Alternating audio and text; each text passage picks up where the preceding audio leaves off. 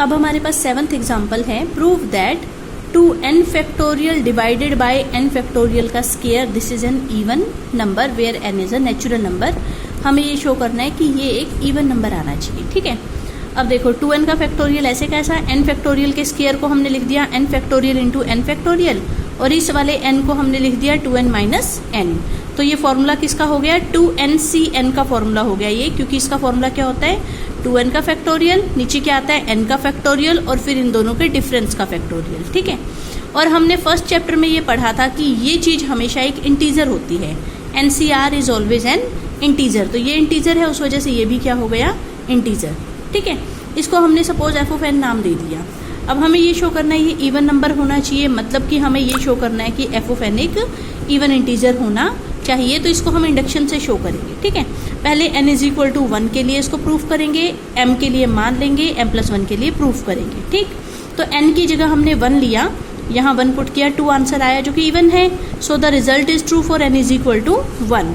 अब हमने मान लिया कि n is equal to m के लिए रिजल्ट होल्ड करता है, मतलब कि n की जगह m पुट कर रहे हैं तो वो इवन नंबर आ रहा है। सपोज हमने इसकी वैल्यू कितनी ले ली, 2k, ठीक है।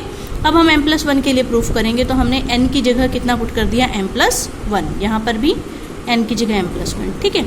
इसको खोलो, ये बन जाएगा 2m प्लस 2, ये ऐसे कैसा, इसका फैक्टोरियल खोल दिया है 2m plus 2, 2m plus 1 into 2m का फैक्टोरियल, m प्लस 1 के फैक्टोरियल को लिख दिया m प्लस 1 इंटू m का फैक्टोरियल। स्केयर था वो दोनों पर हो गया, ठीक है।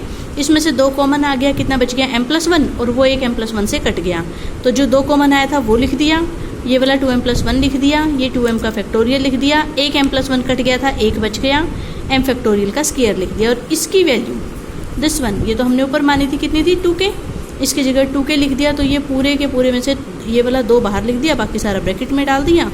So this is an even integer, ठीक है ना, क्योंकि ये हमारा 2 का मल्टीपल आ गया है। So this is an even integer, ठीक है। तो ये रिजल्ट हमने m प्लस 1 के लिए भी प्रूफ कर दिया। So f of m plus 1 is an integer.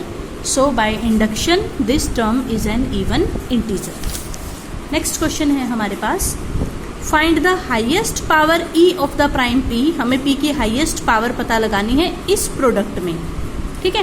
पहले हम p की हाईएस्ट पावर n फैक्टोरियल में पता लगा रहे थे, उसका हमारे पास फॉर्मूला आया था। अब n फैक्टोरियल की बजाय हमें इस प्रोडक्ट में p की हाईएस्ट पावर बतानी है, ठीक है। हमने इसको लिख दिया कि ये इनकी प्रोडक्ट है। 2 को लिख सकते हैं 2 इंटू 1, 4 को 2 इंटू 2, 6 को 2 इंटू 3, 2n को 2 इंटू n। यहाँ पे 2 2 2 2 कितनी बार आ रहा है, n टाइम्स, तो ये हो गया 2 की पावर n। बचा क्या, 1 2 3 से लेके n तक की product, this is n factorial, ठीक है। अब देखो, अगर ये p ओड होता तो क्या होगा, अगर p इवन है तो क्या होगा। पहला केस हमने लिया, अगर p ओड है, p की मुझे पावर पता लगानी है इस नंबर में।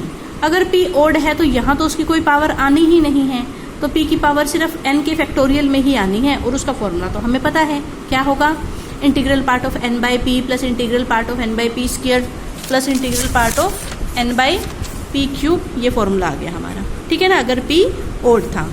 अगर p इवन है तो n पावर तो यही हो गई उसकी, और बाकी पावर का यही फॉर्मूला हो गया, और दोनों पावर्स को ऐड कर दो, एक तो n पावर होगी, एक ये पावर होगी, इन दोनों पावर्स को ऐड कर दिया तो वो 2 की पावर हो जाएगी, ठीक है। अगला क्वेश्चन है, इस प्रोडक्ट में हमें p की पावर पता लगानी है, और केसेस वही दोनों हो सकते हैं कि p ओड भी हो सकता है, p इवन भी हो सकता है, ठीक है। इवन प्राइम सिर्फ 2 होता है, ओड प्राइम बचे हुए सारे प्राइम्स होते हैं, ठीक है। अब देखो, ये सेकंड क्वेश्चन यहाँ से शुरू है।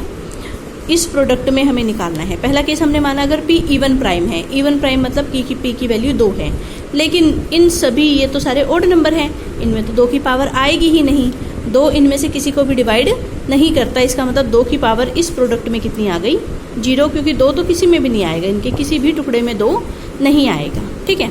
अगला है अगर p ओड है, ठीक।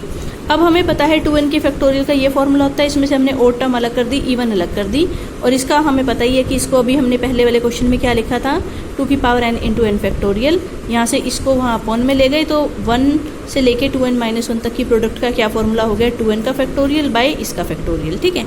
अब मुझे p की पावर इसमें पता लगानी है, तो उसके लिए मैं क्या करूँगी, p की पावर इसमें पता लगा लूँगी, p की पावर इसमें पता लगा लूँगी, और उन दोनों पावर्स को माइनस कर दूँगी।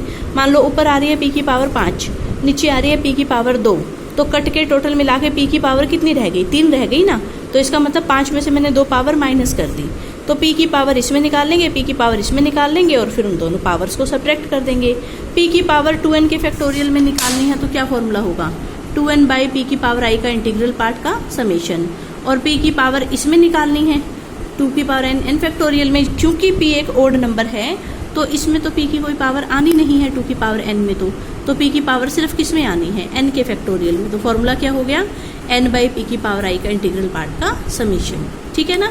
p जो है उसकी पावर इसमें तो कुछ आनी ही नहीं है क्योंकि p ओड नंबर है, तो बेसिकली जो p की पावर है इसी में ही आएंगे और उसको निकालने का ये वाला फॉर्मूला था। बस एक में ये पावर आ रही है, एक में ये पावर आ रही है, दोनों को हम सब्ट्रैक्ट कर देंगे क्योंकि डिवीजन हो रही थी ना। ठीक है, डिवीजन में तो क्या होता है, मान लो ऊपर p की पावर 5 आ रही है, नीचे p की पावर 2 आ रही है, तो कुल मिला के p की पावर कितनी आई, 3 आई। सब्ट्रैक्ट किया हमने पावर्स को, 5 में से 2 गई 3। ठीक है, तो जो इतनी पावर ऊपर आ रही है उसमें से माइनस कर दी जितनी पावर नीचे आ रही है, तो ये वो p की पावर है जो इस नंबर में आई। ठीक है, इस नंबर में जो p की पावर आएगी वो ये आएगी।